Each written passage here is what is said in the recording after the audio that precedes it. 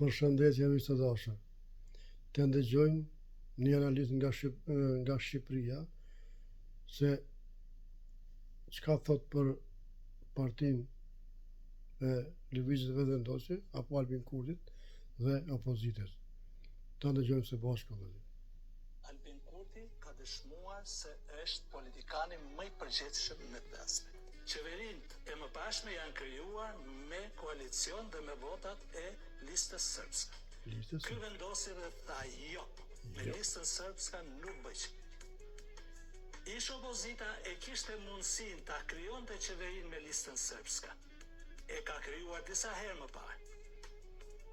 Por kësaj radhe nuk e krijoi dot se kishte frikë se nga qëndrimi i vendosur i Albin Kurtit. E bllokuan për ta çuar Kosovën në zgjedhje të njëpasnjëshme dhe nuk bën koalicion me listën sërbska vetëm se kishin frikë se pastaj Albin Kurti do t'i godiste ashpër.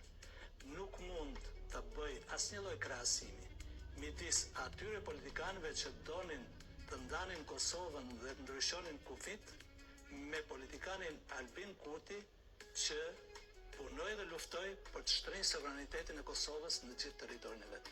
Nuk mund të bëj kurrë ndonjë krahasim me atë ish politikan dhe lider që i merrte leje Milan Radojčićit për të bërë një shëtitje në Ujman ose për të çuar një skuadër policësh në veri dhe me ato çfarë ka ndërtuar dhe realizuar Albin Kurti duke ndërtuar stacionin më të madh policor pikërisht në veri të Kosovës, jo kundër popullsisë, siç e interpretojnë edhe disa ish opozitar, por kundër krimit organizuar, kundër bandave, kundër terrorizmit dhe kundër veprimtarisë kriminale dhe banditeske të Beogradit në Kosovë. Partitë politike ish opozitare në Kosovë duan që ta bllokojnë Albin Kurtin me çdo kusht, të realizohen ato projekte që donin të realizonin liderët e tyre para 6 viteve, 7 viteve, 10 viteve.